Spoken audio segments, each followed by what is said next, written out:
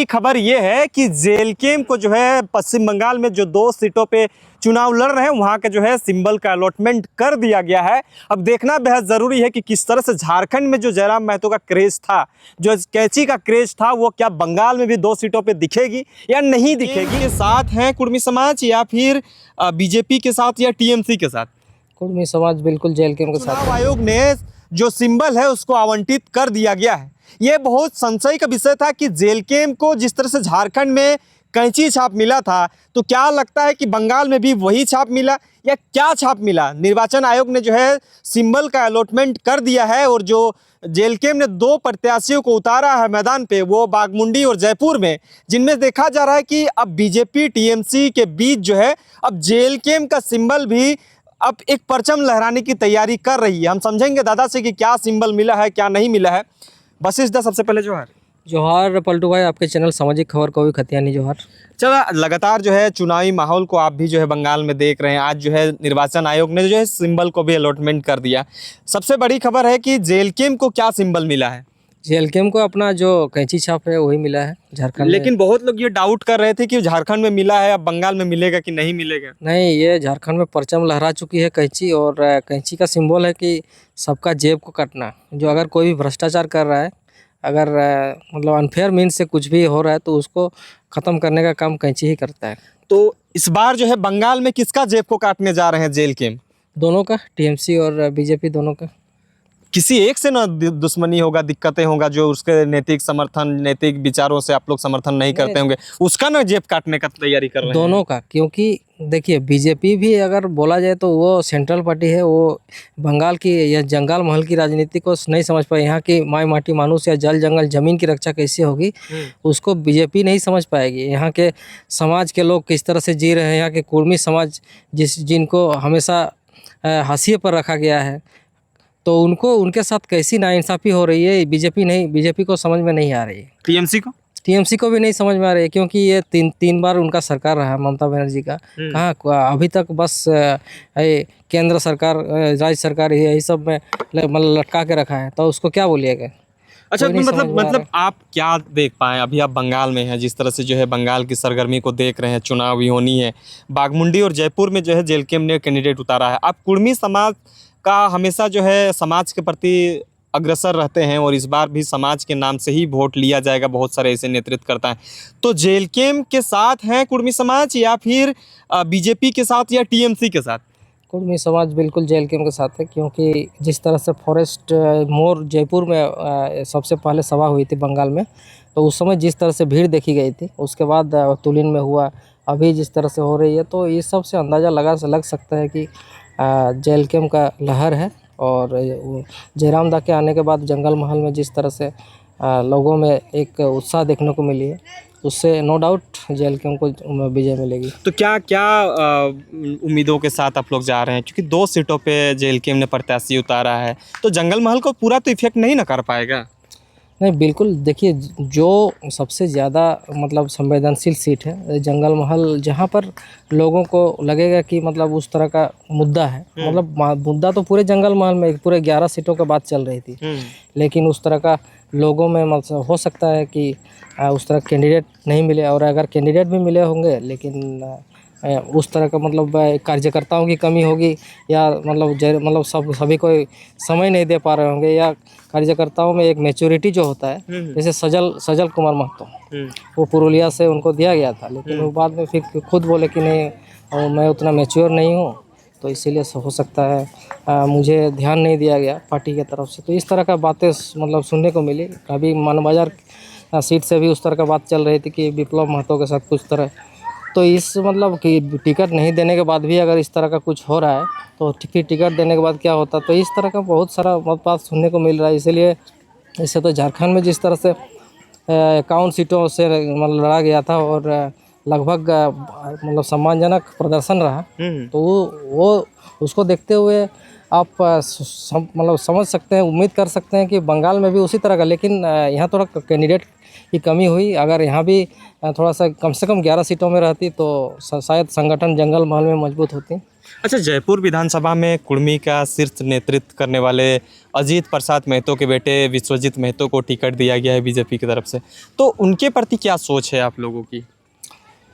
देखिए, कुर्मी समाज हमेशा मतलब एक सर उठा के जीने वाला जनजाति है, कृषक जनजाति है। जंगल महल में अगर बोला जाए तो कुर्मी समाज की बहुलता है और यहाँ पर पर्व त्यौहार नेक नगाचार जितना भी देखा जाए तो कुर्मी समाज से संबंधित है। और कुर्मी समाज के साथ जिस तरह से छल किया गया है, वो छल कहीं ना कहीं मतलब टीएमसी भी नहीं समझ पाई है और बीजेपी भी नहीं समझ पाई है। इसीलिए कहीं ना कहीं कुर्मी समाज के मूल खूंटी मूल मानता के रूप में अजीत प्रसाद महतो थे, तो उन्होंने जो रेल टेका किया था तो उनको फिर बीजेपी ने इस्तेमाल किया एक तरह से उनको। किसको बीजेपी के इस्तेमाल किया? हाँ, अजीत प्रसाद महतो को, क्योंकि रेल टेका जब किए तो रेल टेका में तो कोई वार्ता नहीं हुआ था।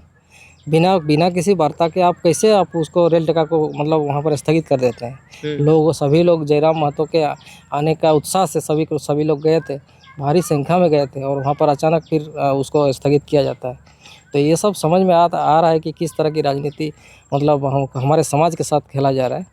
अच्छा, एक ये भी सवाल आता है कि जिस जगह पे जयराम महतो ने कैंडिडेट उतारा है वो महतो बहुल इलाका है, कुर्मी बहुल इलाका है, तो क्या इफेक्ट करा पाएंगे? क्योंकि टीएमसी भी है, बीजेपी भी है, फॉरवर्ड ब्लॉक भी है, कांग्रेस भी है और इंडिपेंडेंट कैंडिडेट भी हैं, तो कुछ इफेक्ट करा पाएंगे जेएलकेएम के कैंडिडेट? क्योंकि बाकी देखिए, अभी भी जेएलकेएम एक झारखंड लोकतांत्रिक क्रांतिकारी मोर्चा अभी भी क्रांति कर रही है लोकतांत्रिक ढंग से।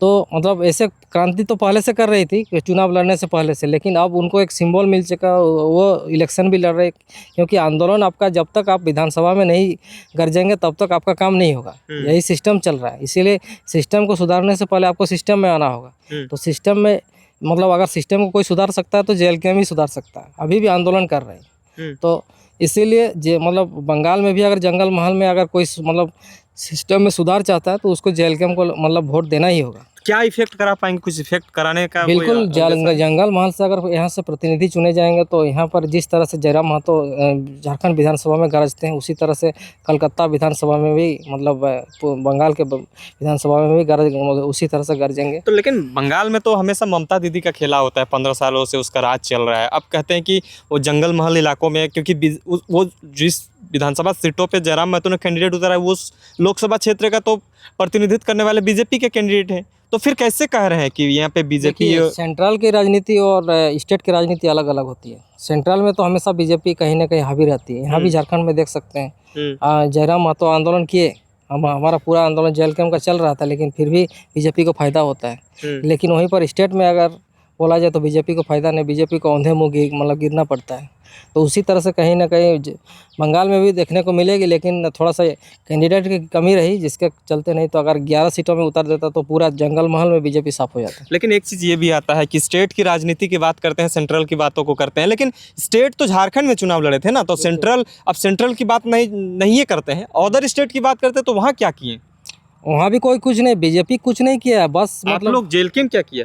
जेएलकेएम देखिए, जेएलकेएम नई पार्टी है, ये लोकतांत्रिक क्रांतिकारी मोर्चा है, ये अभी मतलब नया संगठन है। अब इसको समय चाहिए, इनके मतलब जितने भी कार्यकर्ता हैं उनको एक मैच्योरिटी चाहिए, उनको एक समय मतलब कम से कम 5 साल को मतलब मिनिमम चाहिए, तभी लोग राजनीति को समझेंगे।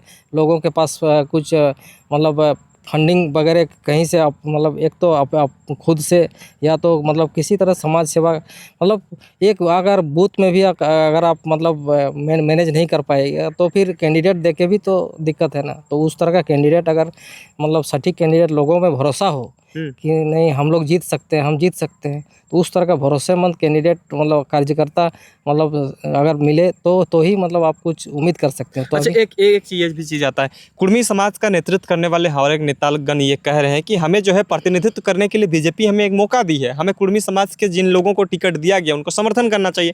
तो आप क्यों कह रहे हैं कि उनको समर्थन नहीं करना चाहिए? वजह क्या है? मतलब किस वजह से आप लोग कुर्मी एसटी में शामिल होना नहीं चाहते? मेरा कहना है कि कुर्मी समाज का जो डिमांड है ये आज से नहीं है, ये 80 साल पहले से चल रहा है। तो 80 साल से अगर डिमांड पूरा नहीं हुआ, जिसके पास आपका डिमांड है, आप अगर बोल रहे हैं कि सेंट्रल के पास रुका हुआ है मेरा स्टेट से, तो सेंट्रल के पास रुका हुआ तो उसके पास आप झुक क्यों रहे? मेरा कहने का मतलब यही है। आप अगर झुक जा रहे हैं तो फिर उसका तो मुद्दा ही वहाँ पर आप ख़त्म कर दे रहे हैं।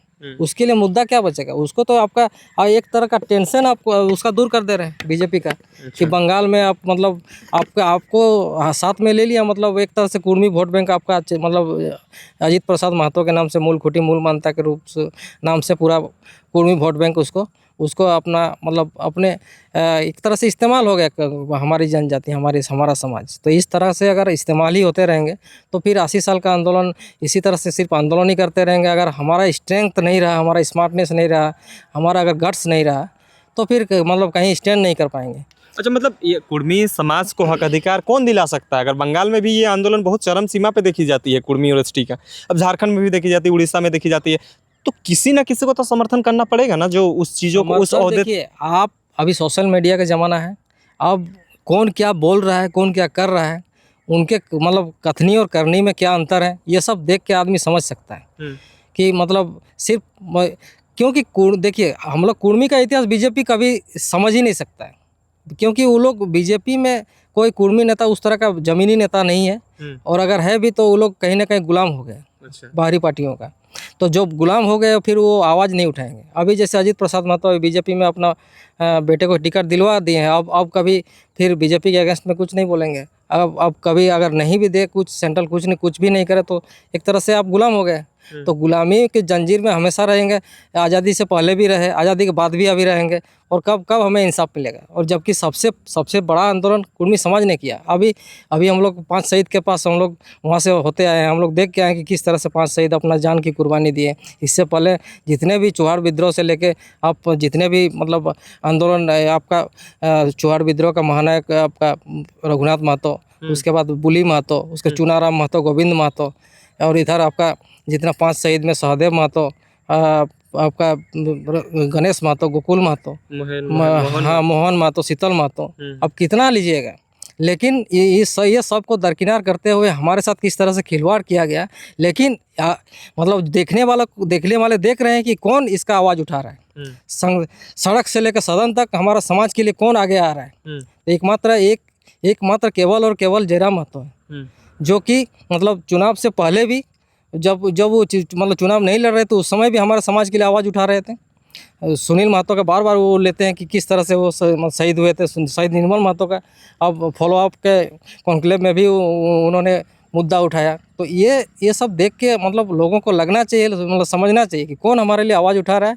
और अगर आवाज़ उठा रहा है तो सिर्फ सुनाने के लिए आवाज़ नहीं उठा रहा है, वो विधानसभा में भी गरजते हैं, और विधानसभा में जब भी कुछ बोलते हैं तो उसका मतलब उसका कहीं ना कहीं रिजल्ट हमें देखने को मिलता है। जितने भी मुद्दे मतलब जयराम महतो ने सदन में रखे हैं, कहीं ना कहीं उनका रिजल्ट, उनका परिणाम देखने को मिला है। तो इस तरह से हमें मतलब हमारा समाज को इधर उधर नहीं भटक कर किसी एक जगह मतलब जो कि हमारे लिए खड़ा है, हमारे लिए एक तरह से अपना राजनीतिक भविष्य को दांव पे लगा के जयराम महतो हमारे लिए मतलब कुर्मी आंदोलन में हमारा साथ दिए रेल टेका में। नहीं तो बाकी सब का सुदेश महतो तो नहीं गए, मतलब अगर गए भी तो मतलब एक तरह से इनडायरेक्टली गए। ये जिस तरह से प्रत्यक्ष रूप से मतलब खुद बोल दिया कि नहीं मेरा समाज पार्टी से पहले मेरा समाज रहेगा। तो ये भले इस चीज़ को लेकर मतलब आदिवासी समाज उनको थोड़ा ख़राब लगा, उनको गुस्सा आया, वो उनका विरोध का सामना करना पड़ा। लेकिन ये हमारा समाज के लिए, अगर हमारा समाज ने उन्हें उठाया तो उस समाज के लिए वो खड़े भी रहे। तो यही इंसाफ हमें चाहिए, और इसी तरह की ईमानदारी चाहिए। बंगाल चुनाव में मतलब इसका असर दिखेगा। बिल्कुल, बंगाल के लोग भी समझ रहे हैं कि किस तरह से इन्होंने कुर्बानी दिया अपना पूरा जीवन का। इस तरह का बाकी आजकल का जनरेशन में इस तरह का देखने को नहीं मिलता है। तो आजकल का जनरेशन में, यंग जनरेशन में अगर इस तरह का मतलब एक पॉलिटिक्स, अगर साफ़ सुथरा पॉलिटिक्स देखने को मिल रहा है तो जयराम महतो के जेल गेम के रूप में देखने को मिल रहा है। तो इसीलिए मतलब ये सभी को एकजुट होकर जेल कैम्प को समर्थन करना चाहिए। भले 1 या 2 सीट रहे, लेकिन हमारा एक सम्मान इसके साथ जुड़ा हुआ है, क्योंकि हमारे सम्मान के हमारे लिए बात कर रहे हैं। तो और हमारे सम्मान के साथ जो खिलवाड़ कर रहे हैं उनको भी सबक सिखाना चाहिए कि हम आपके साथ हम लोग गए, लेकिन हमारे साथ आपने क्या किया। तो एक धोखा के साथ ही जवाब देना चाहिए। तो और जो हमारे लिए कुर्बान हो रहा है उनके लिए हमें भी कुर्बान होना चाहिए। बस यही कहना चाहिए। जी, बहुत जय झारखंड, जोहार झारखंड। तमाम चीज़ों की जानकारी को लेकर बने रहें। बड़ी खबर ये है कि जेलकेम को जो है पश्चिम बंगाल में जो 2 सीटों पे चुनाव लड़ रहे हैं वहाँ के जो है सिंबल का अलॉटमेंट कर दिया गया है। अब देखना बेहद ज़रूरी है कि किस तरह से झारखंड में जो जयराम महतो का क्रेज़ था, जो कैंची का क्रेज़ था, वो क्या बंगाल में भी 2 सीटों पे दिखेगी या नहीं दिखेगी, ये भी देखना बेहद ज़रूरी है। बंगाल वासी ये बहुत संशय में थे कि आखिरकार हमें कैंची छाप यहाँ मिलेगा कि नहीं मिलेगा, लेकिन क्या होता है आगे आगे देखना बेहद ज़रूरी है। तमाम चीज़ों को लेकर बने रहें, देखते रहिए जोहार, नमस्कार।